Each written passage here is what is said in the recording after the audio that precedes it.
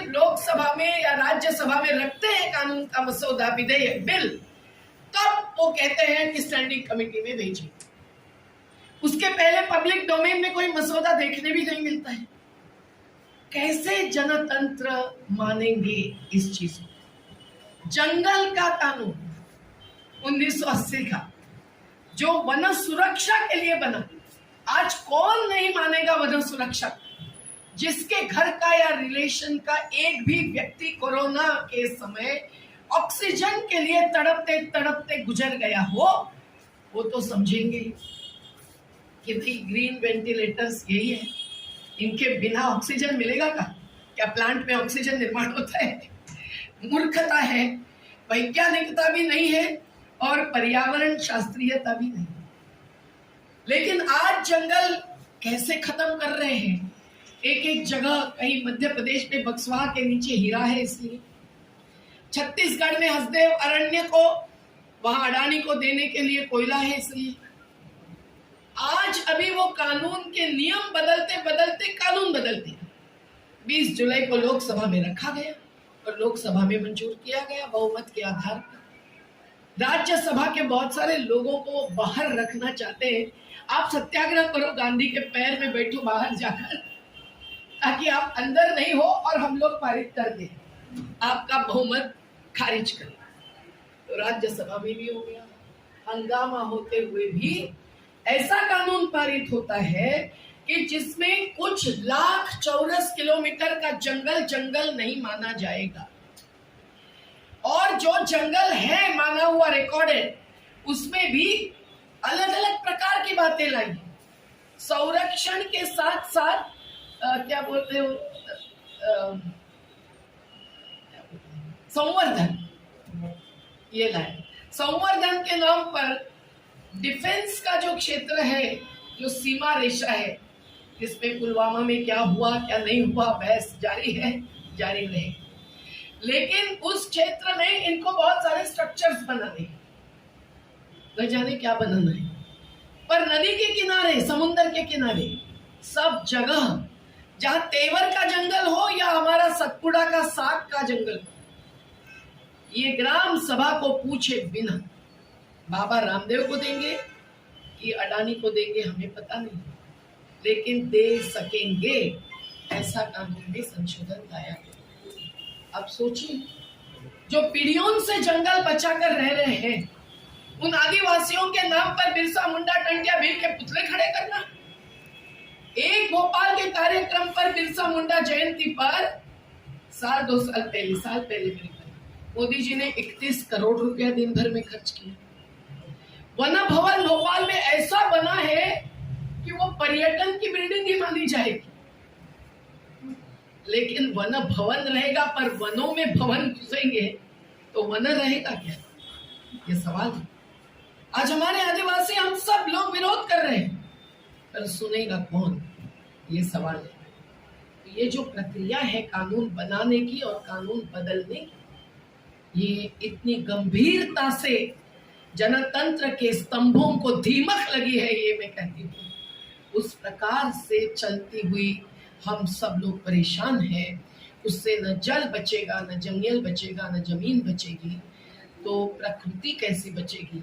और प्रकृति नहीं तो जीवन कैसे बचेगा?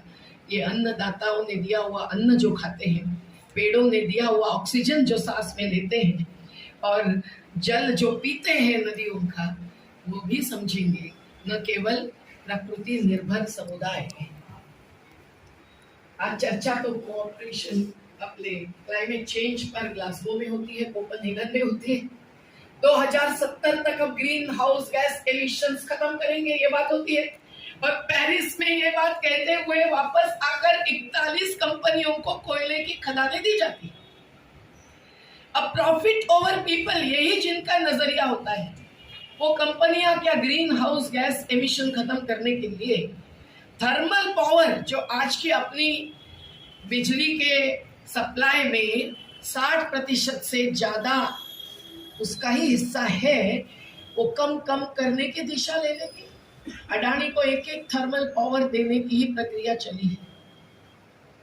ये बात करते हैं हम ग्रीनरी बचाना चाहते हैं, पर्यावरण बचाना चाहते हैं, कुछ योजनाएं जाहिर करते हैं। नर्मदा की परिक्रमा कर रहे थे मुख्यमंत्री चौहान जी, तो उन्होंने जाहिर किया था 600 करोड़ से ज्यादा रुपया पर्यावरण रक्षण के लिए, पौधारोपण के लिए। हर किसान को वो बोल रहे थे हम 1 हेक्टर पर 20,000 रुपया दे देंगे पेड़ लगाने, एक को भी नहीं दिया। परिक्रमा पूरी हुई, आज नर्मदा का जंगल जंगल जगह जगह बड़े बांधों में डुबाया गया, तो नर्मदा नीचे जा रही है, बांध ऊंचा चला गया है और नर्मदा का पानी पीने लायक नहीं है। ये दूसरी बार मेरे हाथ में टेस्ट रिपोर्ट है। ये हर नदी की स्थिति। अब नदियों में जल परिवहन शुरू करने वाले सेंट्रल पोल्यूशन कंट्रोल बोर्ड जैसी एजेंसी ने रिपोर्ट दिया है एनजीटी के सामने कि जो जल का पीने का पानी का स्रोत है वहां ये क्रूज नहीं चला सकते हैं। आपके गंगा में चल रहा है, पहली बार चलाया तो धंस गया, जिसमें 12 लाख का टिकट था और स्विट्जरलैंड से प्रदेशी पर्यटक लाए गए थे।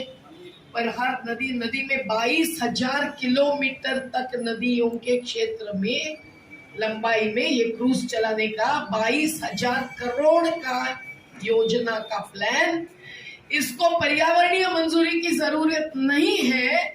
ये कहते हुए इन्होंने एनवायरमेंट इम्पैक्ट असेसमेंट का जो 2006 से चलता आया नोटिफिकेशन था, इसमें बदल करना चाहा 2020 में। मैं सलाम करती हूँ ग्रेटा थेनबर्ग और ऐसे युवाओं को, जिन्होंने, भारतीय युवाओं ने भी लाखों ईमेल्स भेजकर उसको रोक दिया। पर कहाँ है इतनी जागृति हमारे बुद्धिजीवियों में भी, हमारे श्रमजीवियों में भी। ये चल जंगल जमीन की बात करते हैं तो ऐसा लगता है कि आदिवासियों की बात है, दलितों की बात है जो चरागाह पर ढोर चराते। ऐसी बात नहीं है, ये हमारे सबके जीवन के आधार की बात है।